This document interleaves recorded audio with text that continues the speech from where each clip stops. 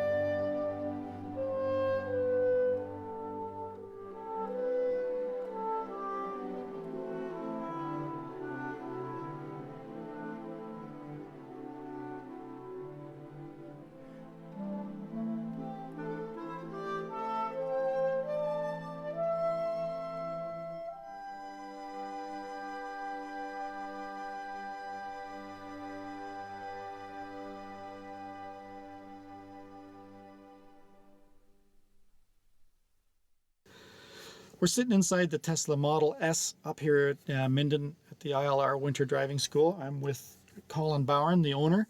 He's driven all the way up from the Hamilton area, all the way to Minden. So how many kilometers was that you drove, Colin? It was about 200 through to Aurelia and about 80 or so up here, so close to 300. Close to 300 kilometers. Now, with electric vehicles, by far, most owners have that range anxiety. They're worried about how far they can actually go before the batteries just wear down and they're stuck somewhere. Yep. Did you experience that range anxiety with the vehicle? Is it a big issue with you? It's not. I mean, it's about planning. When it comes to electric cars, there's actually a lot of charging stations around. They're just not well advertised at this point.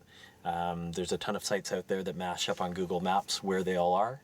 And as that awareness gets out there, you start to realize you can actually go quite far, which is why you see some companies like the folks at Sun Country Highway that did the Cross Canada tour with electric cars, proving that they can get across the country all on public charging stations.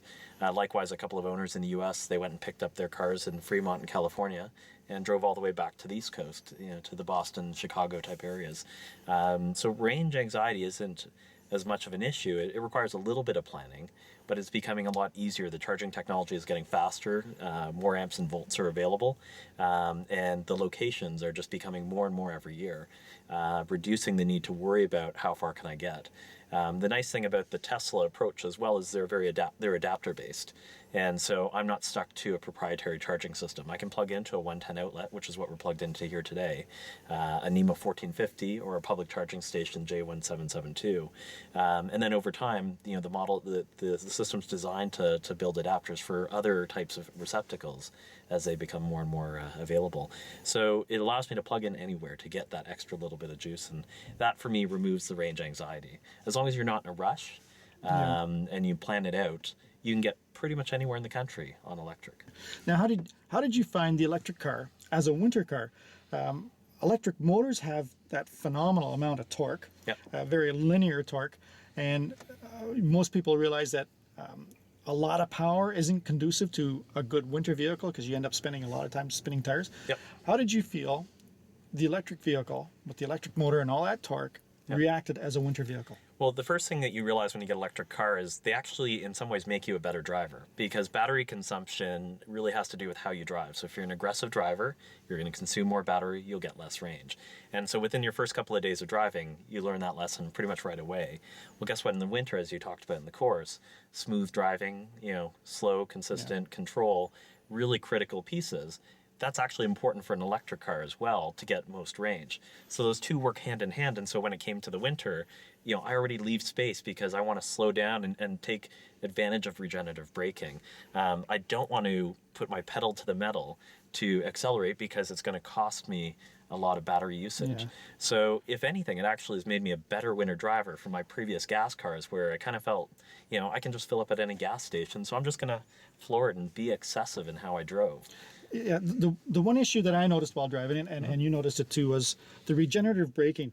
Now, in the summertime on dry roads, wet roads, it's not an issue. Yeah. However, we did notice, and I've noticed this also in the Honda Hybrid, Yeah. that regenerative braking is one of the main ways the vehicle tries to recover some energy to put back into the system. Yeah. And it relies on slowing the vehicle down and using the brakes, or using not so much the brakes, but the engine Yeah. to recharge the batteries. And it provides a braking force on those wheels that are attached to the drivetrain. On the Honda Hybrid, I noticed, because it was the front wheels, my concern was on winter roads, icy roads, that braking force on the front end may have an effect on the balance of the vehicle under braking. We noticed that in this particular vehicle, when you were on full regenerative power, Yeah. that under braking, it tended to make the back end a little bit squirrely. So Yeah. anybody with a electric vehicle have to take that into mind, that there's a slight different feel Yeah. to getting off the gas compared to just a regular automatic vehicle. That there is that braking force on the rear that can balance it. And you found a way to overcome part of that by adjusting how much regenerative power is being produced by the vehicle. Yeah, and that's actually one of the great things about the Tesla approach is a lot of it's driven by software. And so the ability to switch down the behavior of regenerative braking, turn off traction control, is certainly my tools that I have today. But the folks at Tesla are actively watching what's happening, and there's already talk of a winter traction control mode. Yeah. And I'll get that for free through a software update. And they're constantly learning and trying to evolve the car. And I'm not going to have to go buy the 20 whatever model, the 2015 model, to get They'll that. update it automatically. They'll update it for us as current owners. And so, they're actively learning so that as they get closer and closer to their mass production, broadly available car, they'll have learned a lot of those lessons and applied them. But certainly, that's where I felt like it was important to come up to a winter driving course like this, was to learn how the car handled and learn a little more about that. Because you're not going to learn it safely on the roads. And certainly there's no parking lots these days that don't have lights and medians and all these other things. So I can't just go fly it around a parking lot. So that's why this course for me was important, because now I appreciate those settings a lot more in a winter There's context. a lot to learn about the vehicle. Absolutely. So, in my opinion, I've driven Porsches and high-powered cars on ice and in winter conditions, and now I haven't driven the Tesla with being a full electric vehicle. The Tesla does indeed make a good winter driving vehicle, as long as the vehicle is equipped with good quality winter tires, and Colin has done that with his vehicle. There are a few little nuances that having an electric car you have to adapt to, but that's all part of owning the experience of owning an electric vehicle. And I think that's really in any car. Every time you get a new car, they all behave differently, and that's why I say that courses like what you guys offer are really important for any driver getting a brand new vehicle, especially when you switch from front to rear wheel drive, electric to gas, from gas to electric. Get to know your car and how it behaves. Great stuff. So what it boils down to is the Tesla Model S is an adequate winter vehicle. Just because you have an electric vehicle does not mean you have to put it away and drive something else through the winter. It can be done.